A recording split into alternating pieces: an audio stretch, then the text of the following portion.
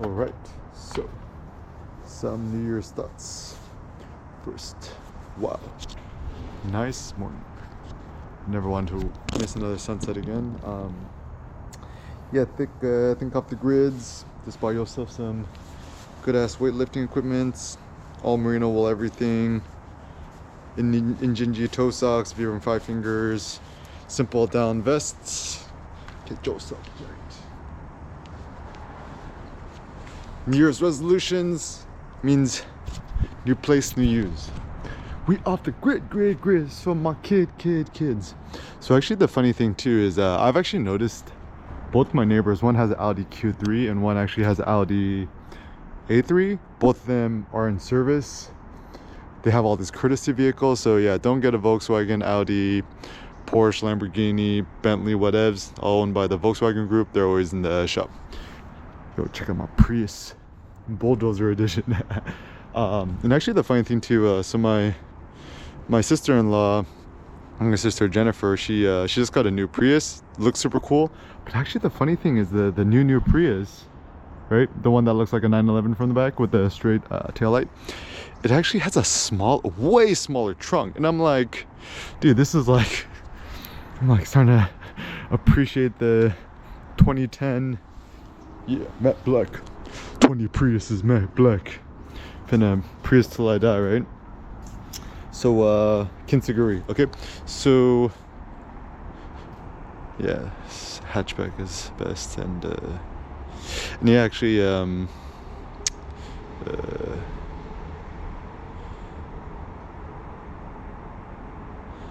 still waiting on my black and yellow license plate. It's a long lead time, but anyways, so yeah, like I treat this like my Prius truck, the Prius Cyber truck. It fits so much stuff in the trunk, it's ridiculous. Look, we got Sen's bike, some cleaning supplies, etc.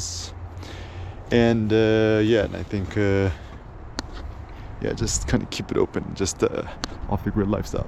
So anyways, yeah, so I think all this is so critical because, okay, first and foremost, people spend an insane amount of money on their cars. Foolishly, like my pride and joy is, in my whole adult life, I've never spent more than, how much? I've never spent more than, perhaps, I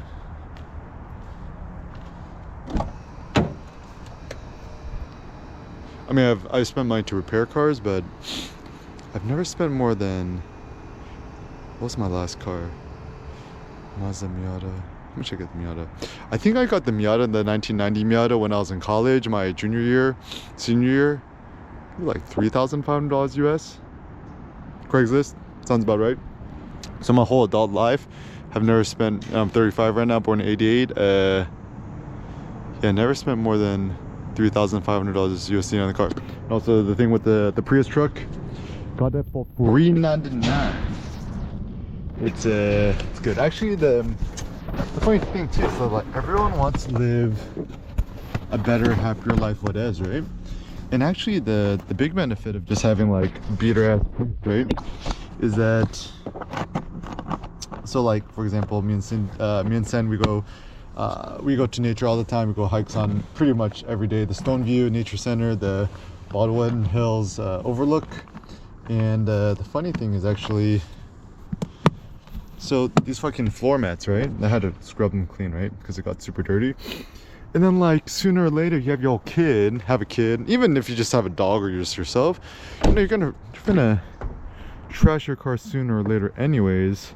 So even having to maintain your car and keep it clean is like an effing full-time job, right? So as a consequence, and you know, sooner or later your kid's gonna throw up in the car and stuff. So yeah, it seems that a lot of these people whose wasting car money is on the brand new cars, seems like kind of a foolish decisions. Yeah, actually these balancing bikes great. We get from the Facebook Buy Nothing groups. And actually maybe a fun thought for the New Year's is yeah, just see how long you go without buying new shit. If anything, actually the most robust thing to do in terms of just workflow and life and everything in between is trying to figure out shit to get rid of or what to subtract from your life rather than what to add. And and then actually, my sister Anna, she always jokes. She's like, you know how you know you made it in life? When you see free furniture on the side of the road and you don't even look at it. It's a pretty good one. And actually, I'm at this point too, right, where it's kind of like I don't like getting free shit no more because several things. One, it feels like there's an obligation for you to use it, and I'm like super anal about my things, my possessions, etc. And two, I think the problem is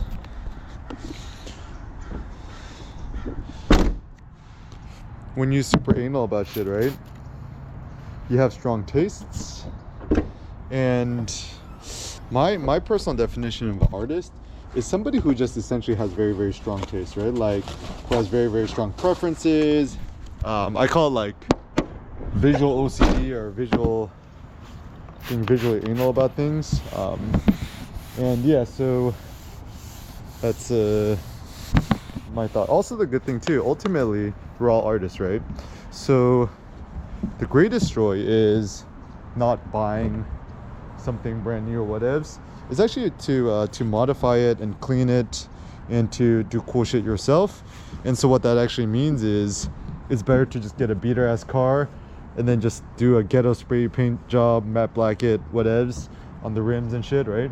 Rather than buy a nice ass brand new car where you feel like you can't modify it, you can't debadge it because you're afraid that you're gonna break shit. So yeah, the benefit of a beater, and also I have like my BS iPhone SE. Actually, it's funny because it got all scratched up and shit because I accidentally let some other random kids play with it, right?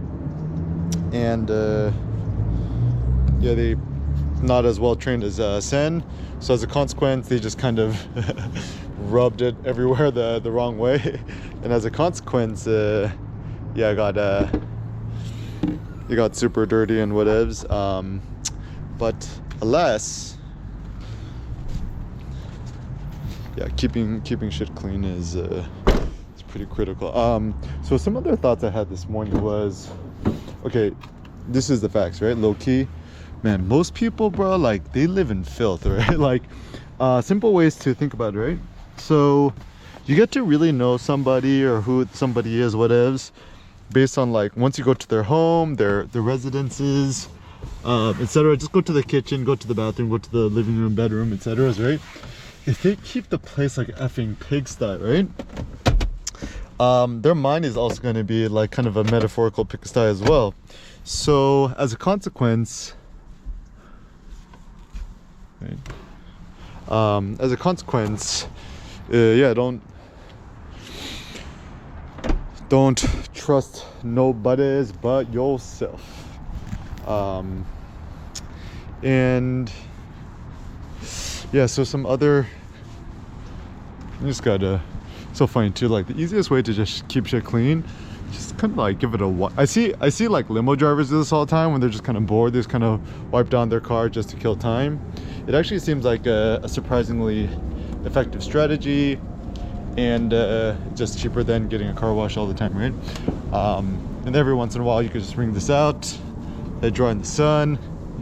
The things I'm so grateful about being in SoCal, I mean, it gets colder in the wintertime, but like never that cold. So if you're in the Bay Area, the East Coast, Boston, yeah, come out to LA, vibe out with me in the Culver Cities is the best place to be. So yeah, so some thoughts. So I think thinking about this New Year's resolutions, what it is, right? Yeah, just be a negative, just don't buy new shit. And then it's funny too, because it's like one of those things, not like there's any moralistic evil or bad behind buying stuff. It's just kind of like I almost feel like the new elitism is the privilege to not buy new stuff, right? And now especially that we have all this like cheap shit on Amazon, right? I don't know, like even like buying a new iPhone is just like so much like hidden management, right? And then you gotta like find a new cables and boxes, like even the new what iPhone is, what the USB-Cs that everyone was like wanting and asking for, right? So I gotta get new chargers for my car and shit, right? So yeah, in fact, the will to simplicity and the will to deletion, I believe, is actually far more robust. Why is it that everyone wants the new thing? This is my personal theory. I think it's an interesting theory. So when you buy something new, we think we become something new, right?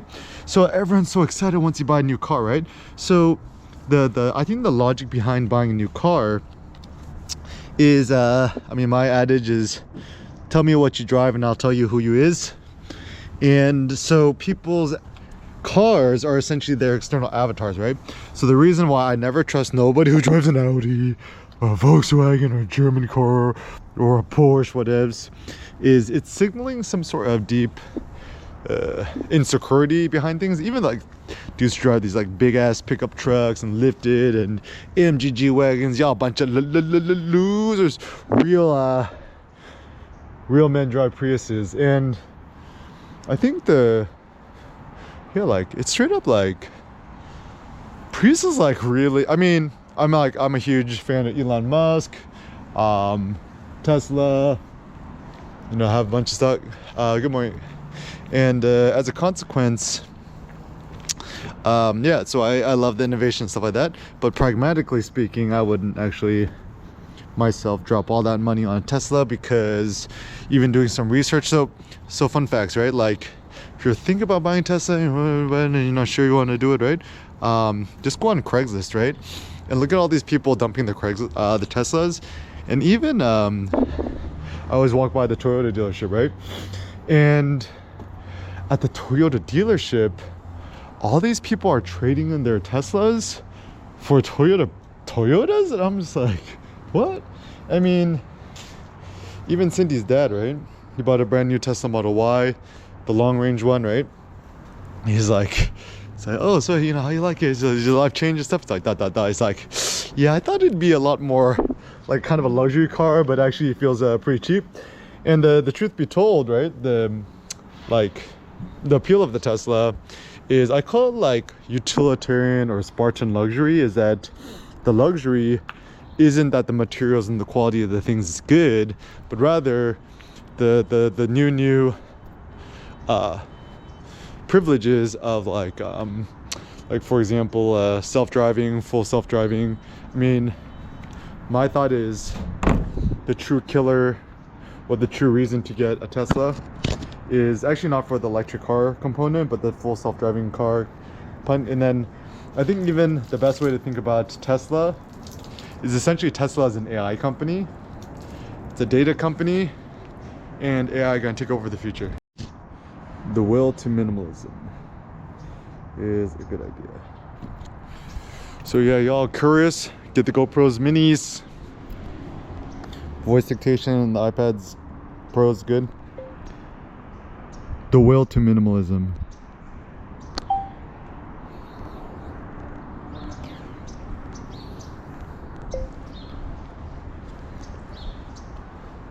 I believe the superior path in life is towards and for minimalism, period. The more minimal, the better, period.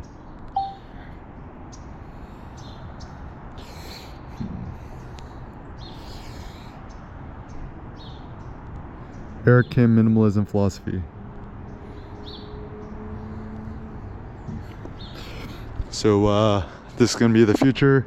Just chat GPT yourselves. Yeah. Known for its contributions in the fields of photography and philosophy. Copy that.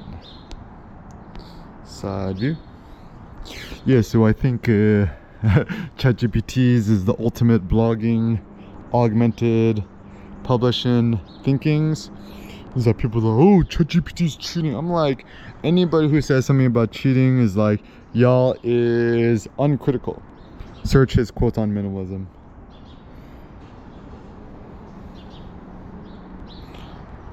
You're yeah, actually I found that 99.99% people insanely basic thinkers. Even the smart ones, even though you got a PhD or you came out of Yale or Harvard, UCLA, UC Berkeley, Brown, what else? People like what they call criticality. Criticality. Oh well.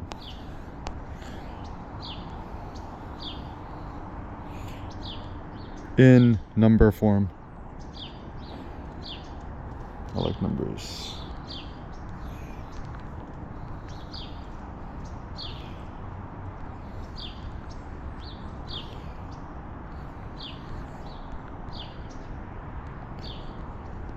My personal thought is minimalism isn't some sort of self-abnegation, or some sort of weird self-flagellation period. Rather, it is a new elite way of thinking period.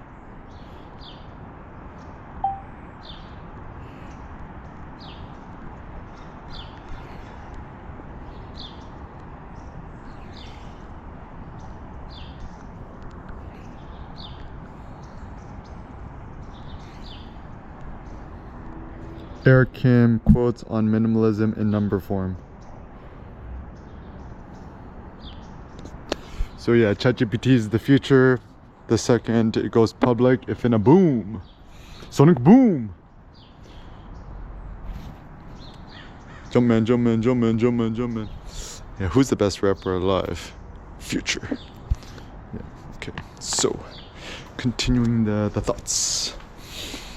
Yeah, so these rings are super litty.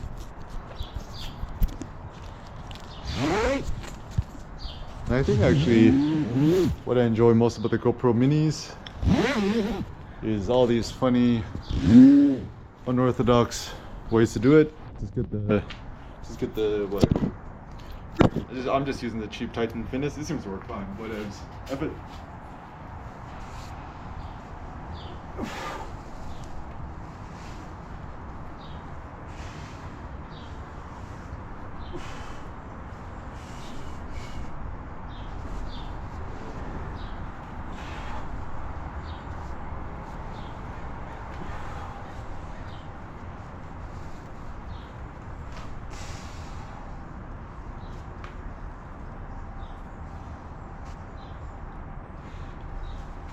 The funny thing too is it's like grab and go.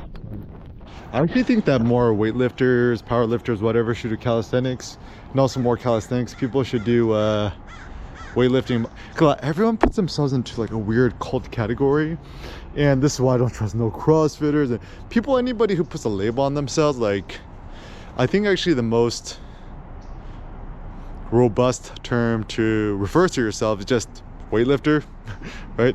So how'd you get so strong? You just swimmer? I'm not. Oh, just weightlifter. It's like weight, like shit, right? And I just like to lift it. Yeah, super easy.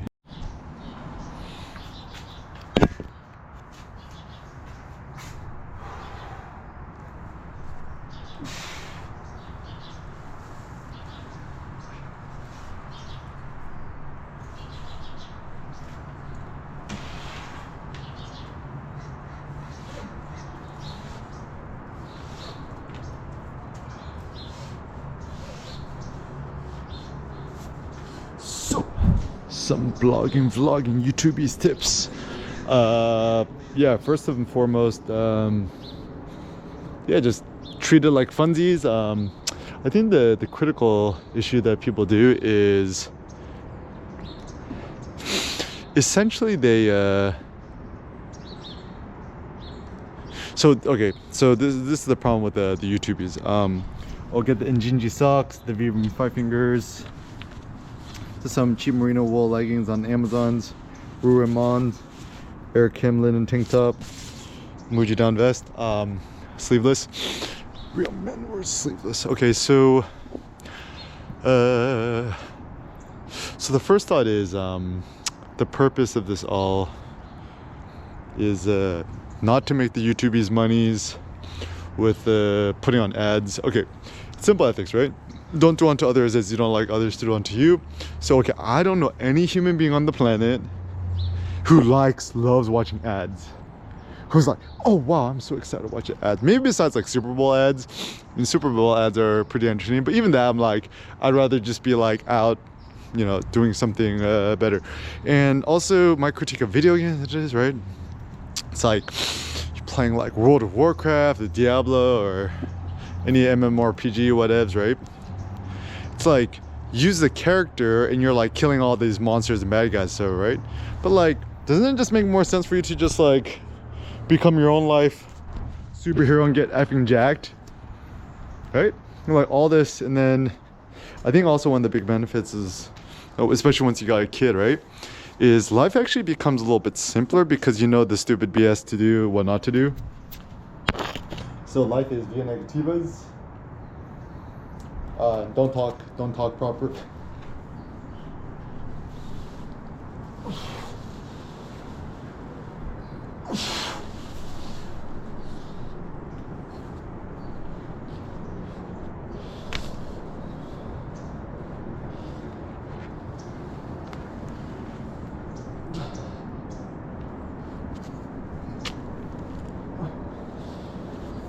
Also some thoughts on doing a muscle up.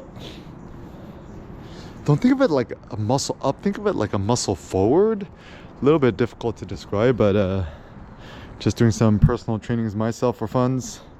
Everything in life should be for fun. Yeah. Real men use iPhone SEs. Okay, it's okay. One camera, one lens. The thing with this, it's got one lens. Extra lenses pop up with the bad. And even the iPads Pros, M1, no case, no stupid pencil, no stylus. Steve Jobs would be ashamed of you, Apple. Shame on you.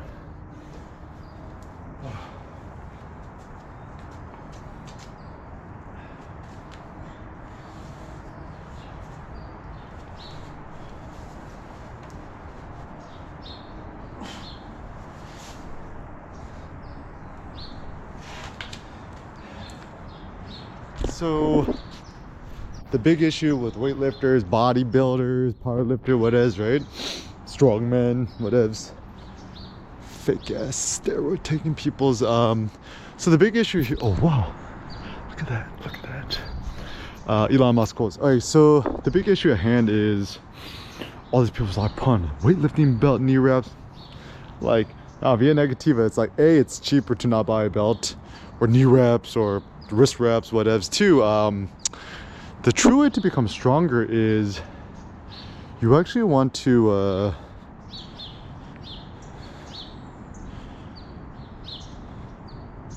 strengthen your sinews, your bones, your ligaments, etc.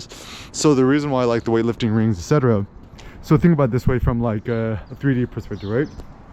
3D axis perspective, it could undulate all these different motions, twist around, so actually it's much more naturalistic to your joints.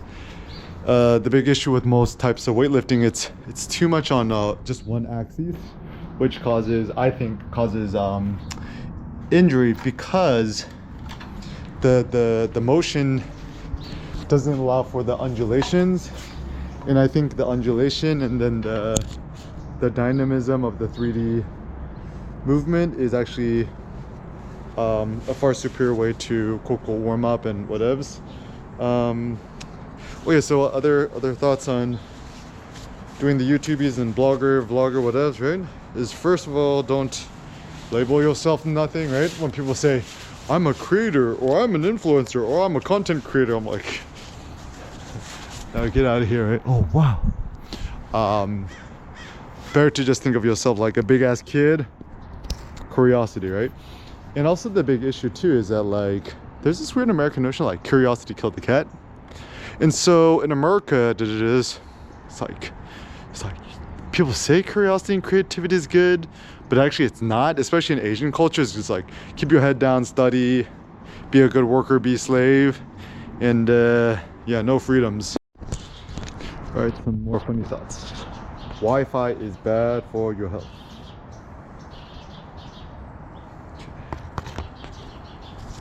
Wi-Fi is bad for your health.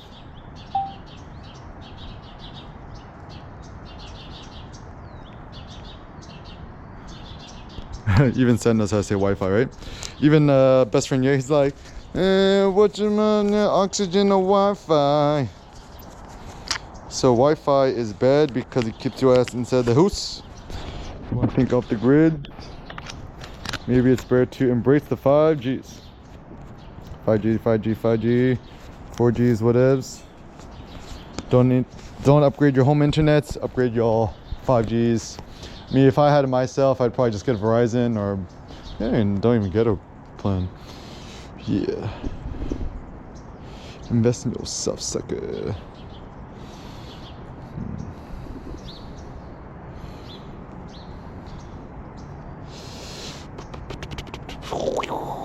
Oh, wow. What is this? So in terms of what you want to become, right? So I kind of do want to become 2038.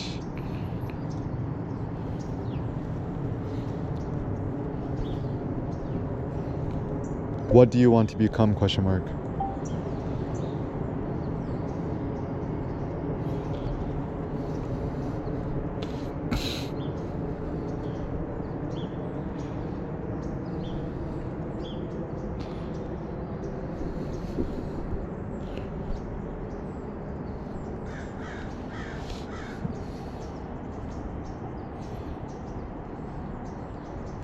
Don't use an alarm clock. All right, so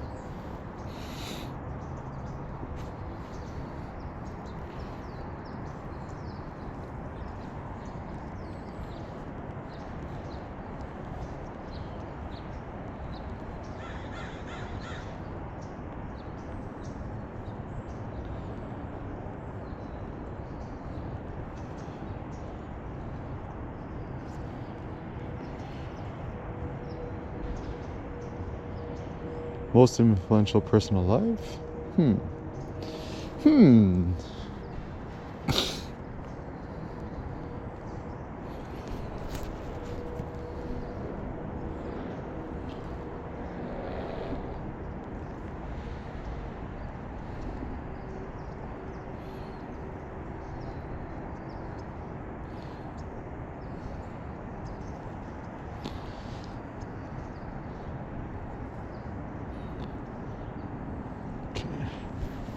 What do you want to become? Most influential person alive. Okay. You're the will to simplicity and minimalisms. Yeah, just get the power squat rack bars. Figure it out, leaders. Think Achilles. Fucking Ashen Spear. Become the goat. Okay. You're bought me a jet. You're Philippe Patek. You're get off my dick.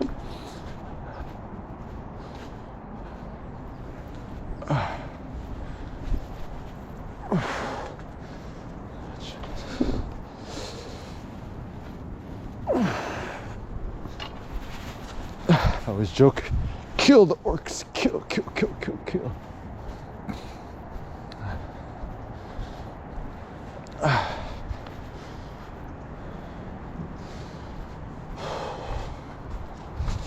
You need oxygen or Wi-Fi.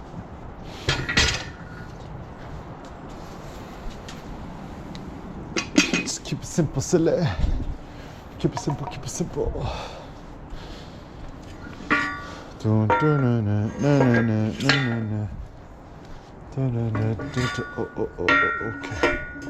Lamborghini Mercy. so thirsty. That juicy Lambo with the ashtray.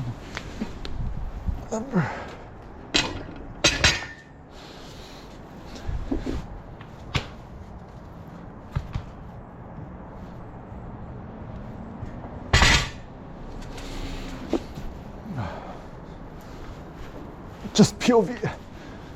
POV. Eat it up.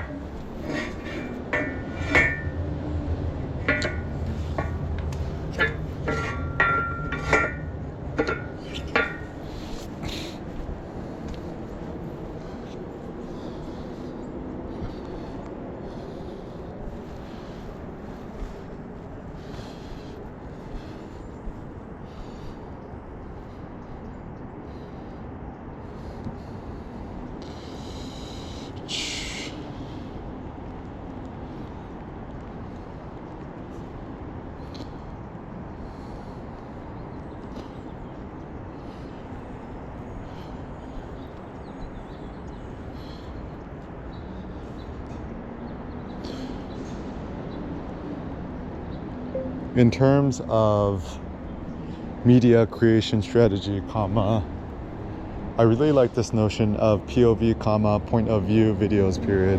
GoPro mini chest mount, comma, ultra wide mode, comma, and just show people how you do things, period.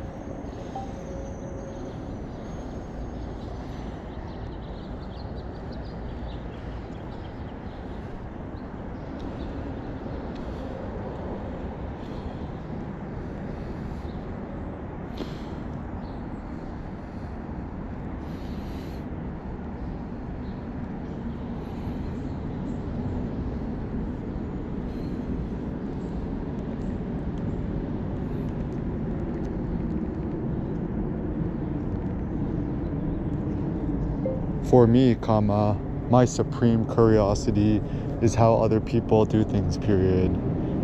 Seeing life behind the scenes, comma, how they do things in real life, comma, away from the screens, period.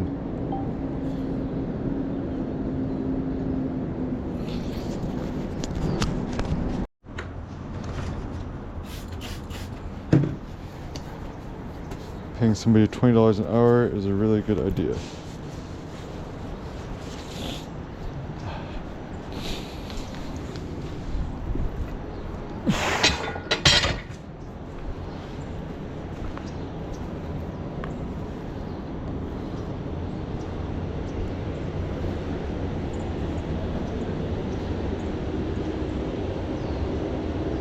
Just paying somebody $20 an hour to do something is a really good idea.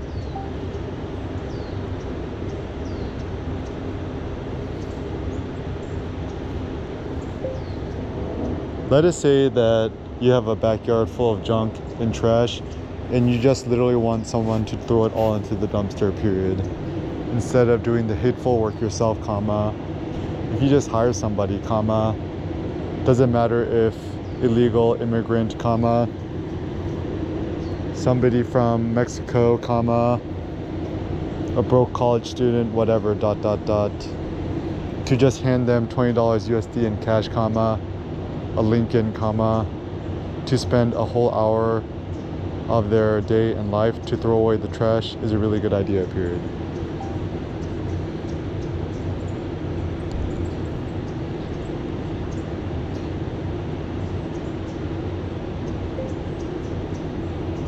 $20 is interesting because nowadays, in today's world, comma, the $20 bill is almost like the new $1 bill or the new $5 bill, period. Let us consider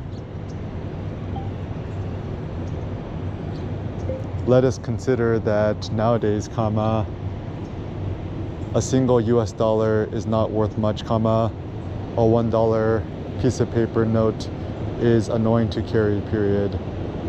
$5 bills are a little bit more convenient, comma, but also people don't like to deal with change, period. $10 bills are rare, period.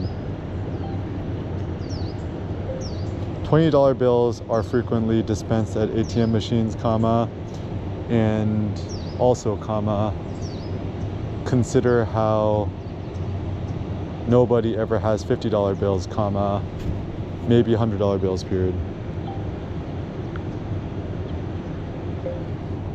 It seems in terms of cash money, comma, fiat currency, comma, the only US dollars being used frequently are the $20 bills or the $100 bills, period. For myself, whenever I go to a nice restaurant or whatever, comma, I always try to make it a point to give the server, comma, hand in hand, comma, in the flesh directly, comma, a $20 bill instead of some fake ass tip on a credit card, period. A $20 bill feels more real, period.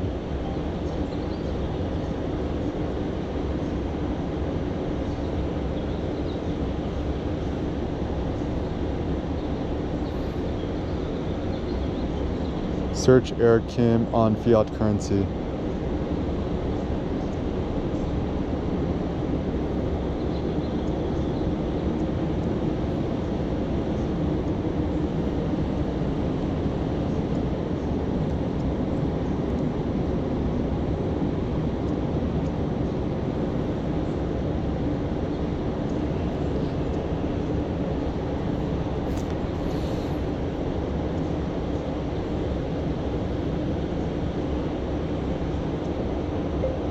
Fiat makes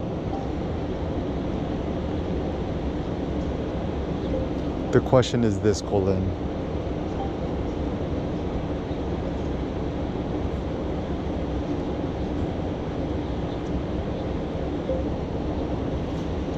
do you have faith in, comma, or value or respect that given currency, question mark?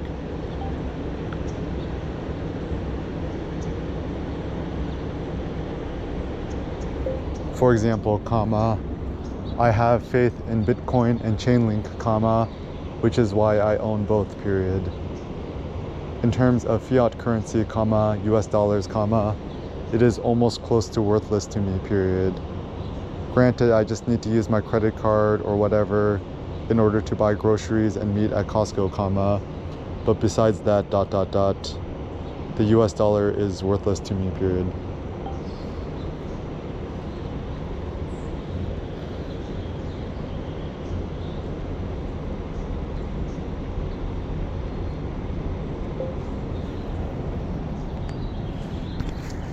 Cindy and I have actually figured out, interestingly enough, comma, renting might be the most intelligent strategy today, comma, even if you were a billionaire or whatever, period. Why, question mark? I think you just live a better life because you spend less time thinking about renovating or upgrading your house, comma, buying furniture, comma, whatever, period.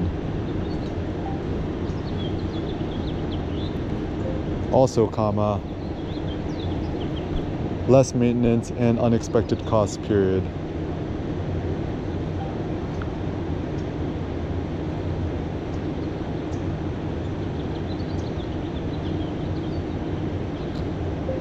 Sooner or later, things are gonna break.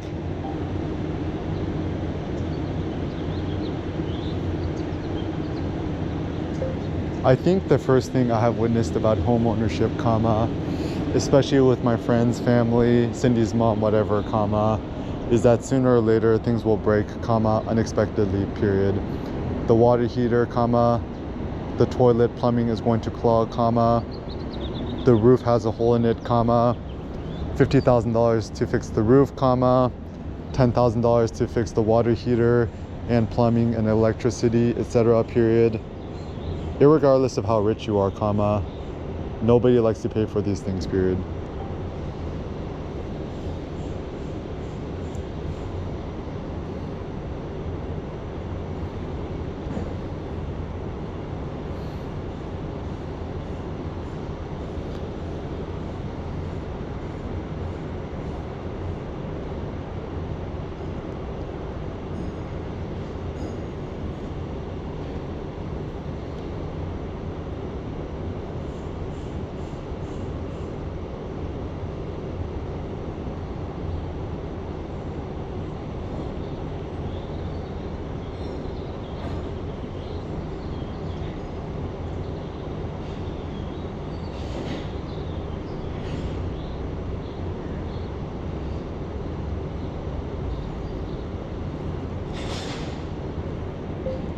Paying your rent in Bitcoin, question mark? Actually, comma, if I was a landlord, comma, I would be very, very happy to pay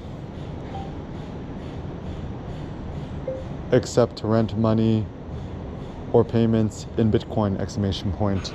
Why, question mark? The promise that it will go up in the future, exclamation point.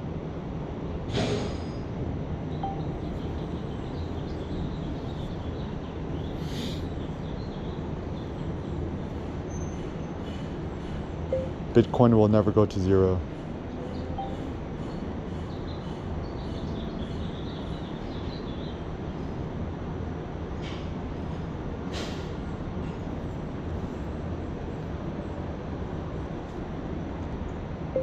Time to buy more Bitcoin, question mark?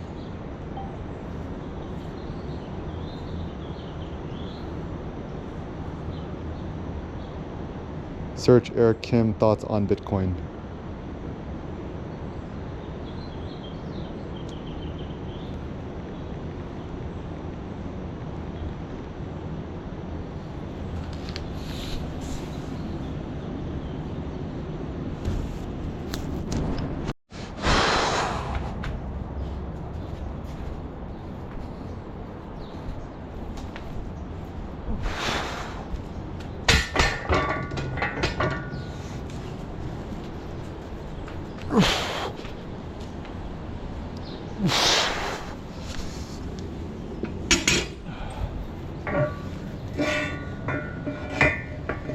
Tall guys.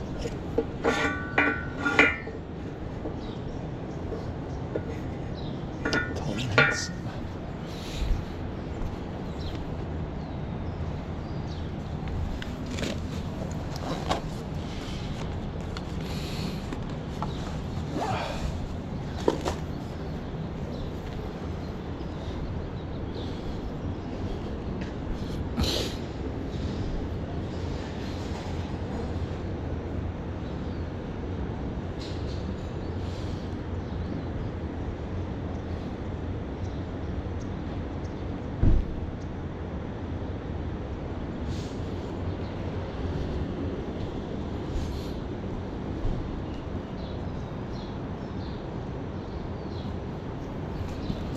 Search Eric Kim thoughts on Chainlink.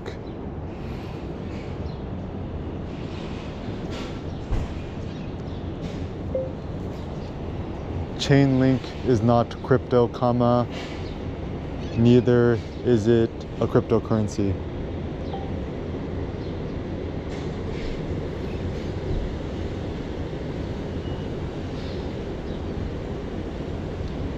Search Eric Kim thoughts on Chainlink.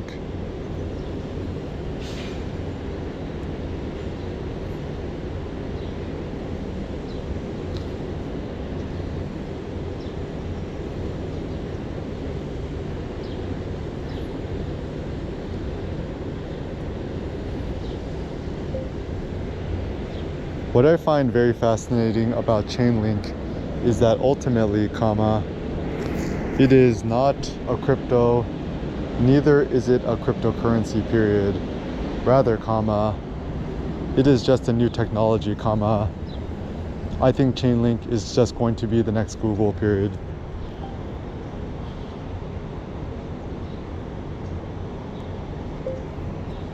I mean, come on, comma. Just look at Eric Schmidt, comma, the guy who made Google into what it is today, period. He's on the board of trustees for Chainlink, comma, and I'm sure that he is personally owning a lot of Chainlink in his own personal account, period.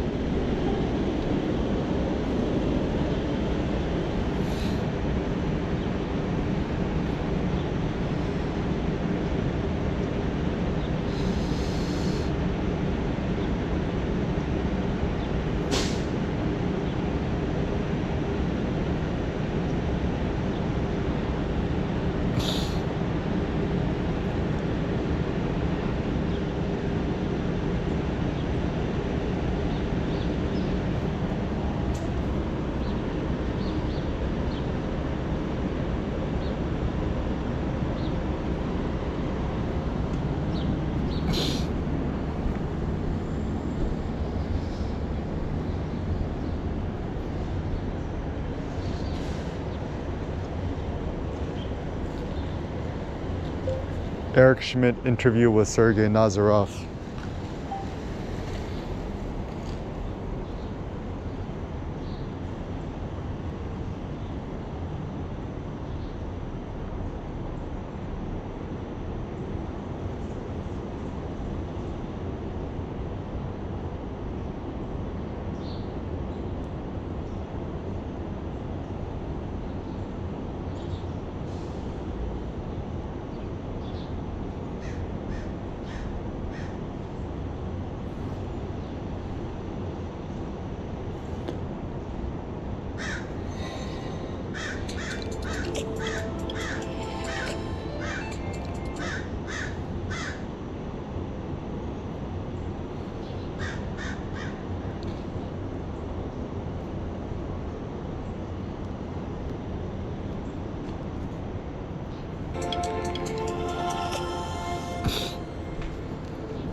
Web3 world has gotten big. Look at this. We're in person. It's excellent.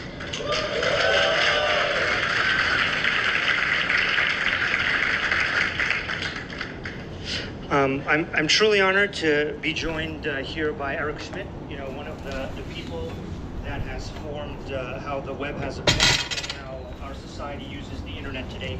So very grateful to Eric for coming here to speak with us. Thank you very much for sharing your views and being part of helping us see how to make Web3 a bigger part of society. Thank you.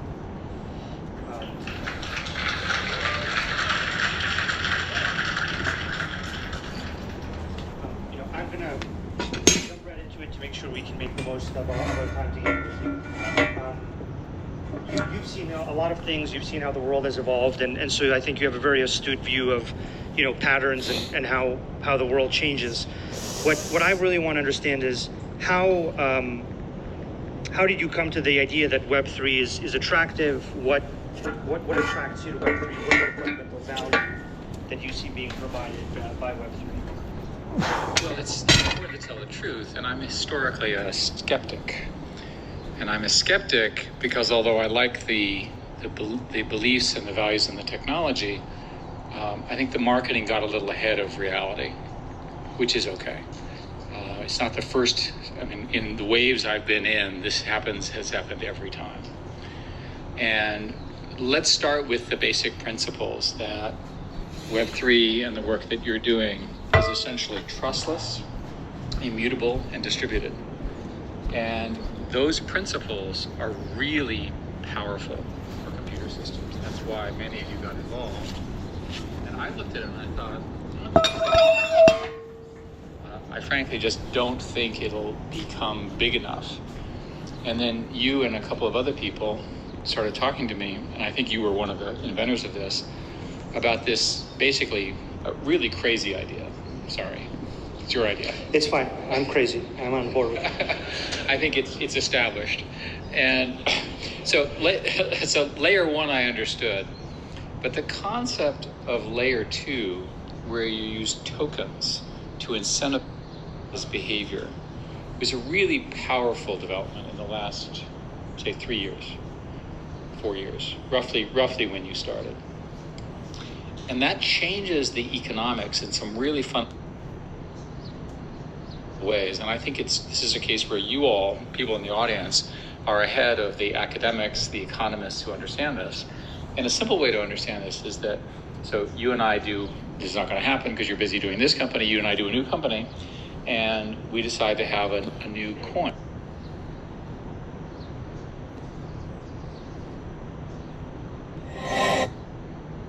So layer one I understood, but the concept of layer two, where you use tokens to incentivize behavior, was a really powerful development in the last, say, 3 years, 4 years, roughly when you started.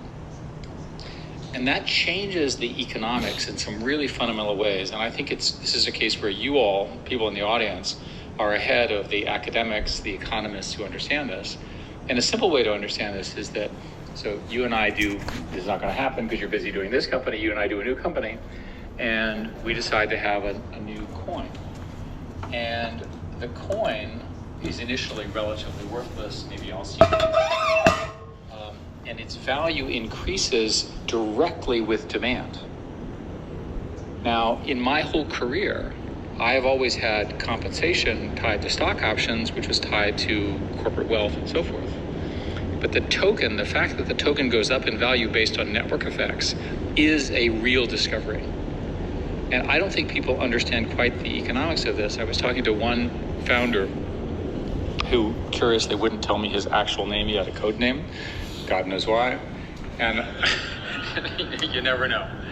And I said, well, how do we do, I'm used to investing things, and you get so much, and I get so much, how much do you want? He said, oh, we already know the answer. And I said, well, how much do I get? He said, 20% of the tokens. And I said, good, how much do you get? 18% of the tokens. What goes to everyone else? He said, well, we need 30% of the tokens to stake the necessary network. To get the network working, get the validators on, we need about 100 validators. You've heard this speech before. Many of your chains operate this. And I said, I'm used to negotiating this. And he goes, I said, how do you know this? He said, oh, there's a paper. This has been thoroughly studied. And he sends me the paper, right? So this economic structure is actually much more interesting than you all appreciate. It's a new way of tying compensation and incentives to network scale. That's a big deal. Agree. I think it is a very big deal, and I think you're definitely getting to the core of the matter on that one. So how do you see? But take some credit. I mean, this is actually like a big. It's okay. It's okay. It's okay. Come on. Come on.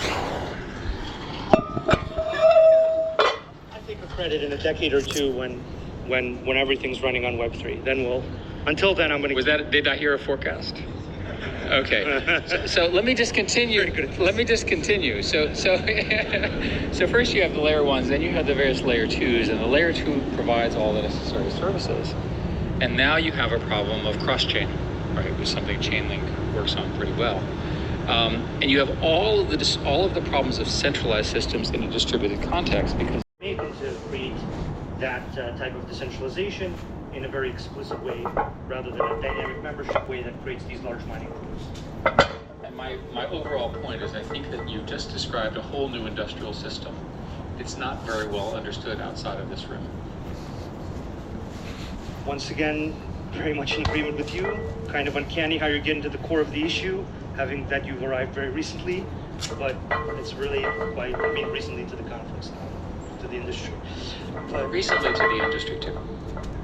Okay, well then it's very impressive, and it's amazing. I mean, the guy's getting to the core of the issue, and like. So what are you going to do? What are you going to do to fix it?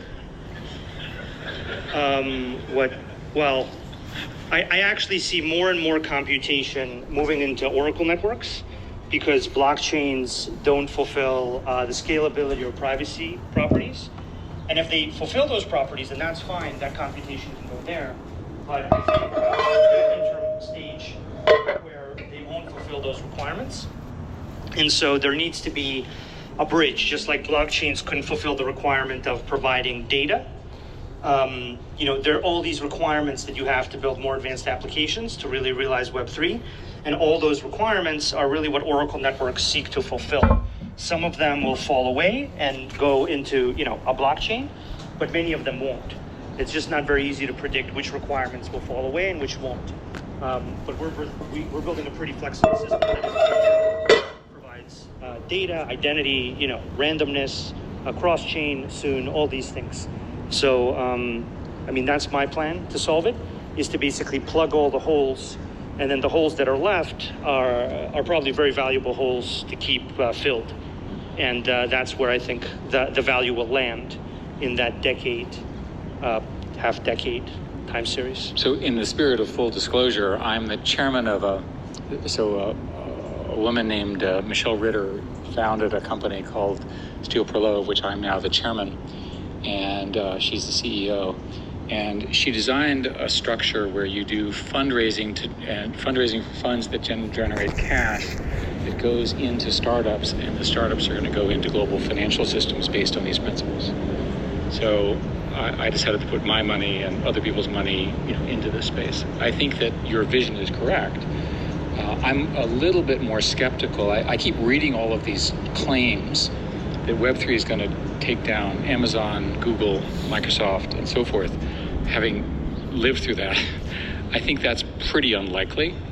And I think what you're going to ultimately see, and I want to be very clear, is you're going to see, let's use the generic term Web 2, Web 3, you're going to see Web 2 used in cases where you don't need the trustlessness, but you can get the decentralization through centralization, right? And centralization of power, which is how those companies work. And so I think the more likely scenario is you're going to see the traditional Web 2 stuff, but if you need something which is trustless, decentralized, right, and immutable, you're going to have very, very powerful systems. If you look at zero knowledge proofs and the development of that, which is it's been under development for a very long time, that will enable a completely new way in which you validate financial transactions. And part of the chain link vision is basically cryptographic truth is always the right answer. So your religion, if I can say it, is don't trust the human, trust the protocol. So roughly way to say it. So that is a scalable model if you can get the technology to scale. And that's likely a major contribution to the computer architecture going forward. Yeah, I think so. I think at the end of the day, people's faith in mathematics is going to end up being stronger than their faith in institutions and brands and other people, because the tendency to fail them will be an extremely low percentage, whereas the tendency that humans and institutions and brands run by humans, those things will continue to, unfortunately, very unfortunately, they will continue to fail.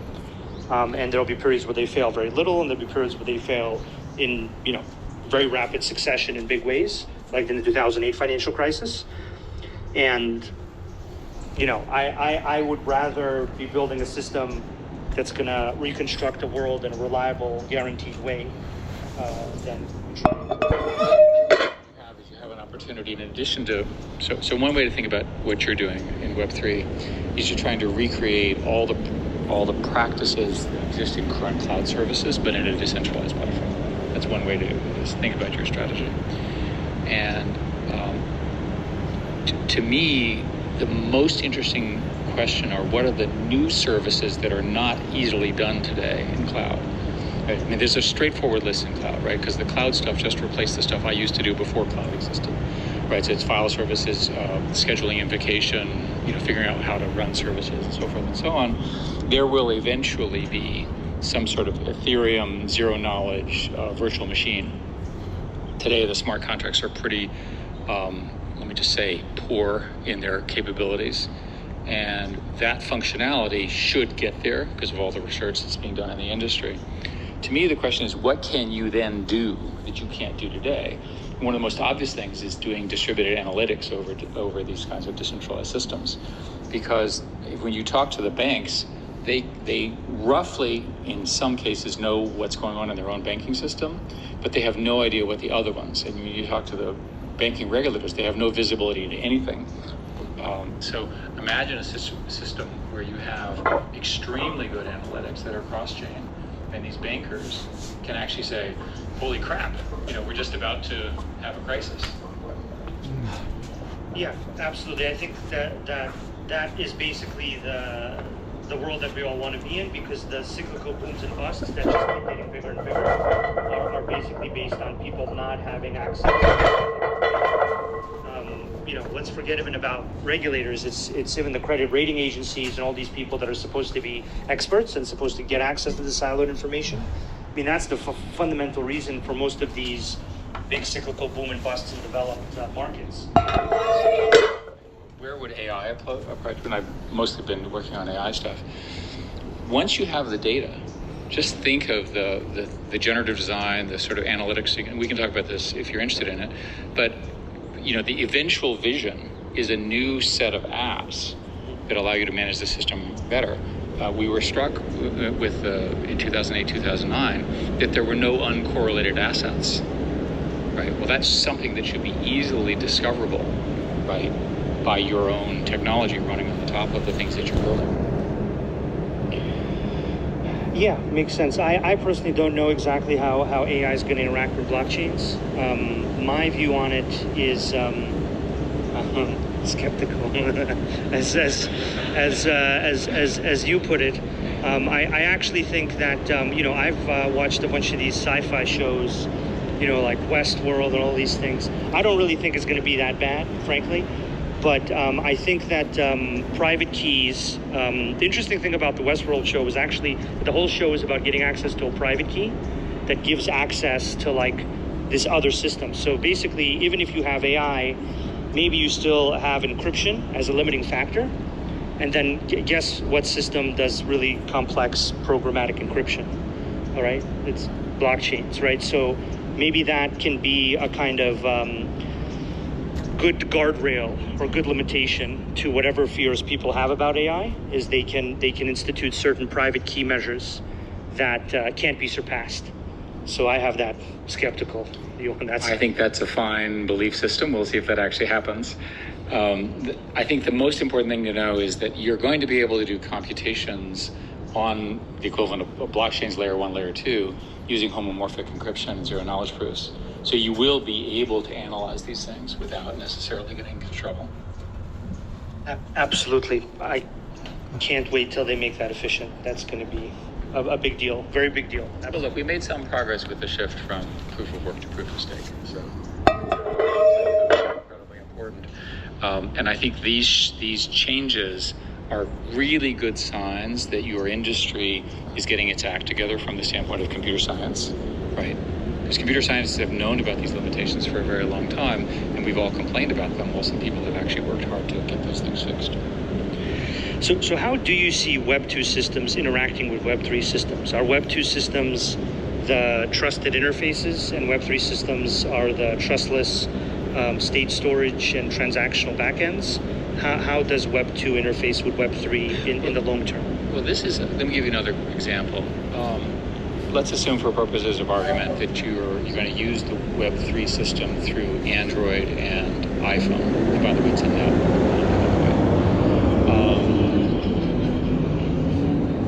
Is the phone itself a Web 2 system? And I think it is, because it has traditional authentication, traditional computation, traditional rules about access to apps and so forth. So I could imagine obstacles to using digital cash right now. You have to physically move a credit card. You have to physically open your phone, all that kind of stuff. This is in the Web 2 world. The goal would be to make digital cash, broadly speaking, completely seamless, right? And that's a reasonable goal for the next 5 to 10 years. And it's clearly coming. And the regulators will, just as a minute on regulators, you don't want, so be careful, for those of you who've not dealt with regulators, don't ask for regulation early, please.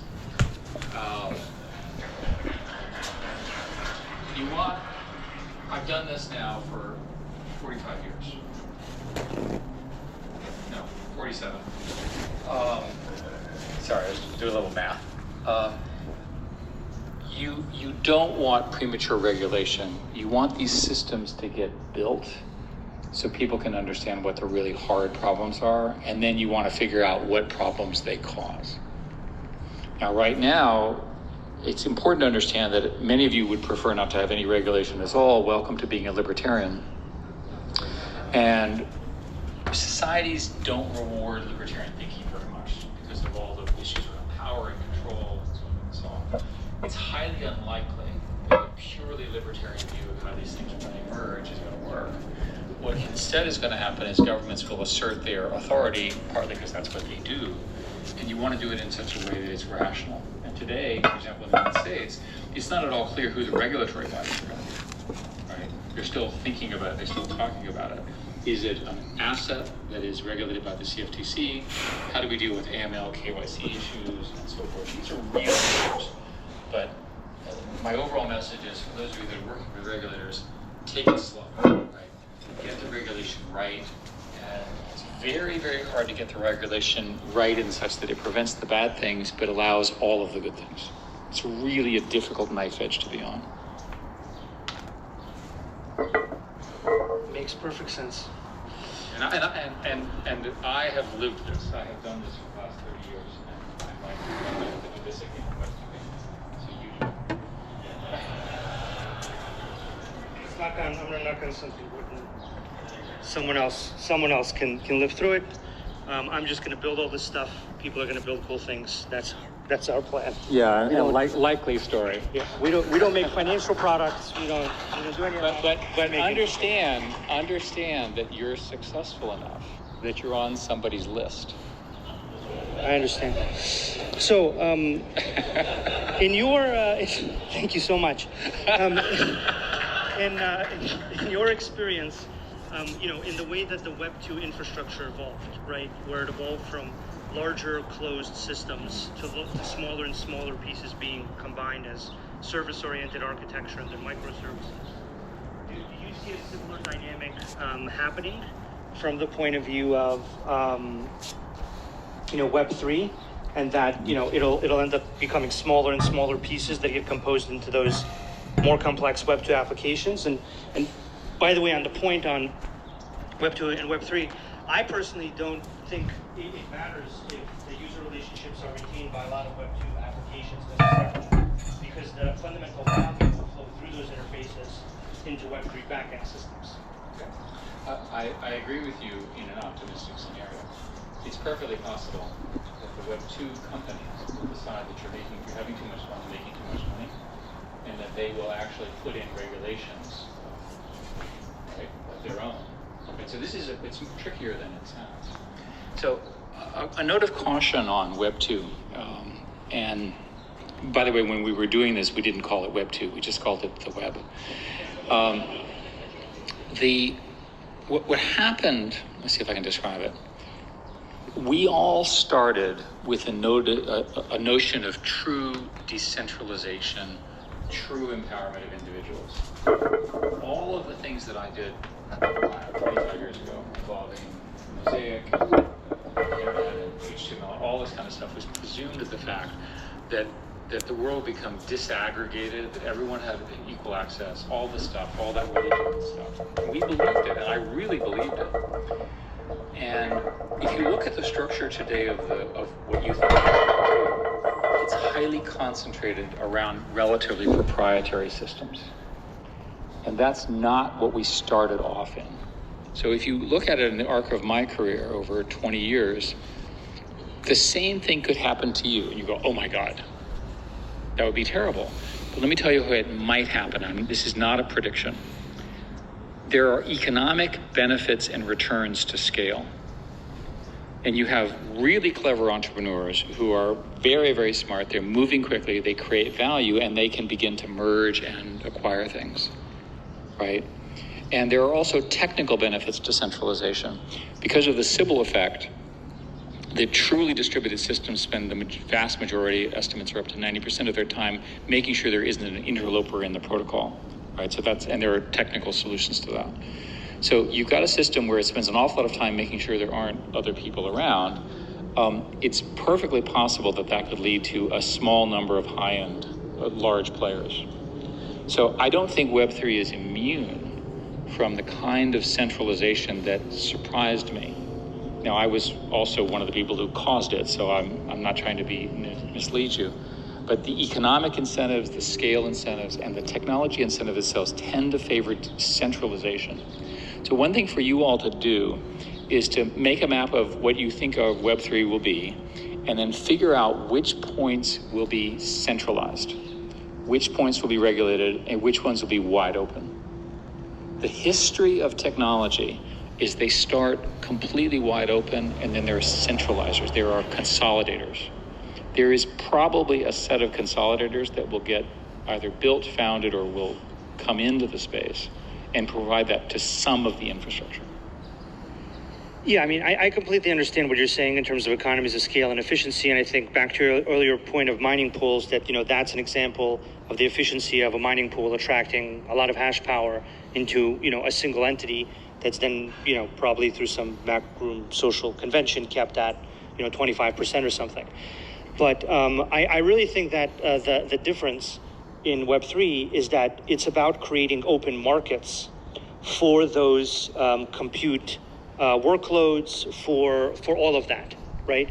So the success of a protocol for me isn't that it centralizes the value of the compute or the control in one group, like a mining pool. It's that it successfully creates a market where people efficiently bid against each other to create more efficiency, more security, often through some form of formalized reputation. So I think the real difference is that, yes, those big companies could get better deals on hardware, better deals on data centers, better deals on cooling, better deals on human capital, better deals on a bunch of things.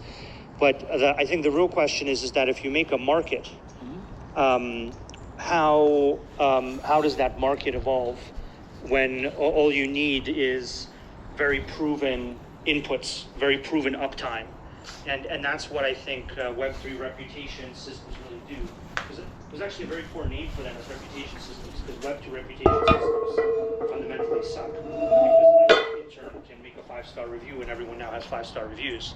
But Web3 reputation systems, together with a market, can become efficient. Does that make sense? They do, until you have an evil actor. Mm-hmm. And so I'll give you an example. So I spent, I don't know, a decade of my life fighting Microsoft at the heyday of its consolidation, including antitrust, 1996, 1997, all this kind of stuff.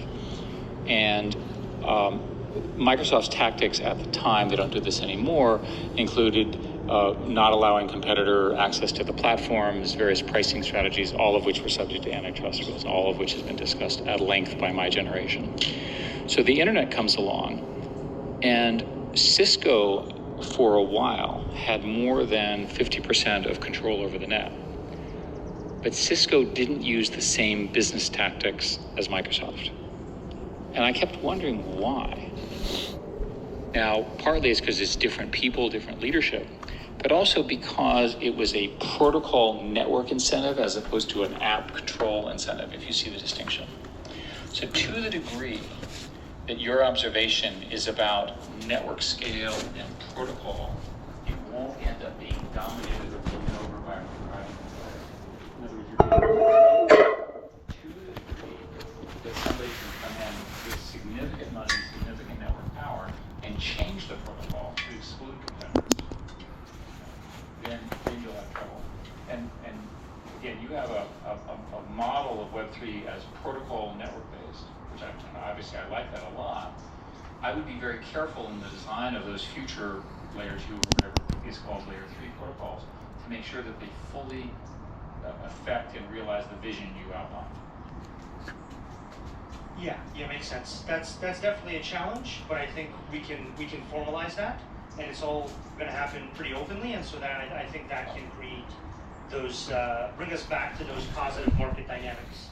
Yeah, it's interesting in your world and the people that I talk with, I'll use my kind of language, which I must seem old to them.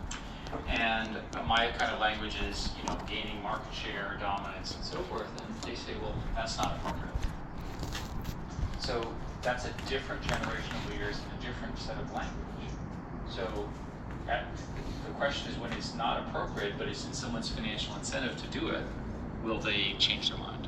And I don't think we know yet. I think it's appropriate. We are the standard for oracles, and we dominate that market because we make the best system. Totally comfortable with that. You guys good with that? I'm good with it. But you've done it in such a way that you haven't excluded your competitors. You haven't killed anybody. No, I haven't killed anybody. I'm not that crazy yet. I haven't got there yet. But we'll see. Talk to me in a few years. If it keeps going at this pace, who knows? Just kidding. I think it's basically because you run the whole company on Zoom, and Zoom will kill you. Maybe you should have some in-person meetings. I'll think about it. We've had this conversation privately before. I'll definitely think about it. We're not planning to kill anybody, just so we're on the same page. It's not the plan. Great. So this all adds up. In terms of infrastructure and how it needs to evolve, how do you see Oracle's fitting into that infrastructure, how do you see infrastructure in Web 3 kind of evolving generally? Are there any lessons from Web 2 that really explain how at kind of the infrastructure level, not at the app layer, not at the interface layer, but, and I know we kind of already discussed this, but at the end of the day, the companies that won in Web 2 were better technology. They put more capital to work, and they moved faster, and they scaled faster. And these are network businesses, so once you get a little bit ahead, it's very hard to catch up to the person ahead of you. And in your case, because you were early and very smart, obviously, you got in there first. So you see it from the standpoint of the person who's ahead. So I think that in Web 3, you're going to see the same dynamic, right, of new things entering. And the winners, and I think this is absolutely true of Chainlink, they have better technology, as you said, and it scales better. I'm now speaking as a computer scientist. You've got to get the architecture right so you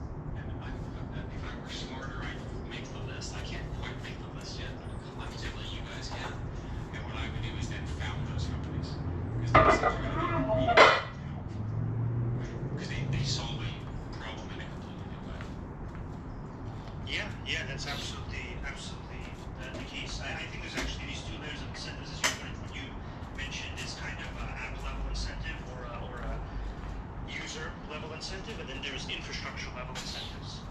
I think one of the things for you all to think about is I have a simple rule, which is you can give me 100 million users, I can make money from them. Trust me, right? If they're doing something, I can find a way to monetize it using, again, traditional Web 2 techniques. What is the same answer on top of Web 3? Because in your vision, Web 3 will be universal across the globe. It'll be used in some form by almost everyone. So one way when we initially were doing Google, our goal was we want a little piece of Google in everyone's computation, right? So, for example, the DNS that you use is almost certainly the Google DNS. Right, Google, roughly a third of the world's internet traffic goes through, that's still the number, through Google Fiber. You would never know that. Now, are these gifts to the world? Yes, thank you very much. But they were also in our direct financial interest because it meant that we knew what was going on. Yeah, having a piece of computation, of every computation is a good idea. I'm on board. I'm on board with that plan. It's a solid plan. Yes. Is there any particular reason why you can't just announce that that's your plan right now to your customers? We want everyone here to have a piece of Chainlink in everything that you do. That's the plan. As long as we provide the security you need and the systems that you need, we should win on that basis. And if we provide the most secure, best system for you to build your application, then we should absolutely have the ability to provide that compute to Web3. I think that's exactly right. That's the standard we'll need to meet, and that's the standard Google met very, very impressively. And that's just kind of, at certain size and speed, the name of the game. So I think that's, once again, thank you for getting to the core of the issue, for telling everybody my plan. Oh, I'm sorry, was that private? I was just talking about it for like an hour. No. Cool. So I think this makes a lot of sense. Is there anything in particular that attracted you to working with us, working on oracles, that you see oracles playing a particularly important role in infrastructure, separate from the others? When we first were chatting, you were talking about Oracle, and I thought you were talking about a company. So I I'm interested in creating a different Oracle. Got it. Well, that's definitely what we're doing. That's definitely what we're doing. Very much so. Okay, great. So I think a lot of this adds up. You know, the final questions that I have are kind of just around how should people be thinking about joining the Web3 industry. You know, there's been a lot of ups and downs in Web3. It's obviously a very cyclical market. People might be wondering, should they build applications in Web3? Should they take their career into Web3? Obviously, it's very cyclical. The cycles are also very rapid. They're about twice to 3 times as rapid as Web 2 or traditional cycles. How do you think people should be? Well, let me ask the audience, are we going to have a recession in the next 12 months in the U.S.? The guys over here are in favor of it. Okay, over here you're in favor of it too. Do you know why a recession would be good for all of us? It would get labor prices down, right? So, and I'm not endorsing recessions, trust me. I would answer the question by saying, first, I think we make our own weather in our industry. We make our own economics. And the way you win is you build a product that solves a real problem, and you do it now, and it takes off. So if you're in a downturn, it's the same message as if you're going well, right? A downturn is easier to hire because people become more labor available, and their demands for compensation and so forth become more realistic. But it's the same rule, right? You're trying to build a product that's a breakout product, right? And I have historically ignored, as a matter of business, what's going on in the public markets. The tech industry has always had lots of capital because of software. There's infinite amounts of money to invest. The valuations that are being raised in this cycle are still high relative to normal metrics. If you look at AI, which I spend most of my time on, the next generation of startups are being raised at $200 million, billion kind of valuations with 10 people and no product. It's just insane stuff. Thank God the capital markets can provide that kind of capital for this generation. So I'm not all worried for us. I'm worried about the globe, I'm worried about war, I'm worried about food, I'm worried about gas prices, I'm worried about all that. But for our world, which remember is not normal, we're not, we have our own ecosystem. Sorry, They're not normal, that's for sure. so you and I especially. We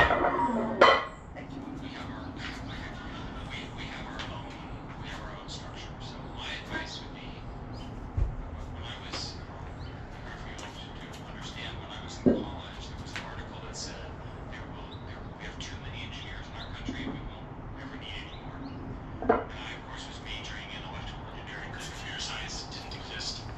And I remember thinking, well, that's a bummer. But I didn't change what I was doing. And of course, the article, as usual, is completely wrong. But my point here is, as a matter of your life's choice, right? Because you know, life is short and it's over fairly quickly. Figure out what you really want to work on and do something which is exceptional. If you're doing something which is exceptional with a team that you love, what are you complaining about? Right? That's the best of life.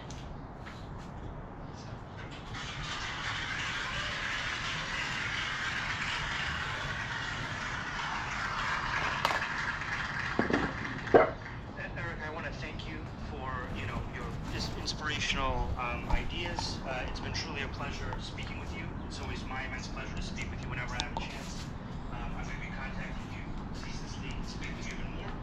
And Let's just say congratulations to you all for ending up in the right spot in the Web3 space, working with Chainlink. Thank you very much.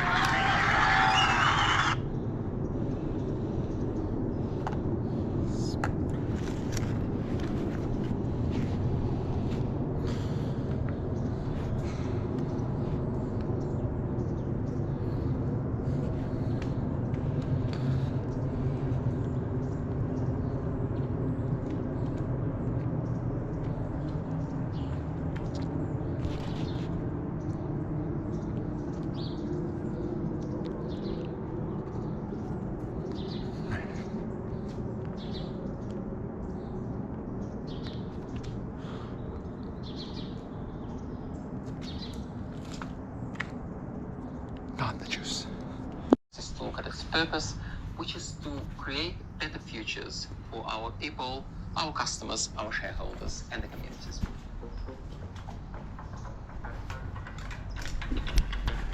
What we think about blockchain is that it adds a lot of value, and not just by itself, but even more so when we combine it with other technologies, such as digital identities, such as AI, such as and that's where we believe it starts to shine. We see blockchain as a future in technology, but if you think about it, it's not a new technology. It's got its roots in 1980s nested lists in Year Pov, and on the other hand, if you think about the new real-time domestic payment systems that we have in Australia and we have in some other countries, they are much newer and really exciting pieces of technologies that have been implemented. So comparing to them, blockchain is a new legacy. Now, if we think about the market dynamics, what we feel is that there are pockets of value, but by and large, everyone is still looking for this killer use case. There's some interesting pockets, interesting experiments, but I think the market is still forming. So what does it mean for us? What does it mean for our strategy? It's actually quite simple. First of all, we look for value. We look for genuine customer value proposition where blockchain is the right tool and it can make a difference for our customers. Secondly, we are acutely aware of risks, and blockchain represents new category of operational risks, new things we need to think about and deal with. So what our strategy is about finding the right balance between the value proposition for our customers and the risks that we need to manage to keep it safe and secure.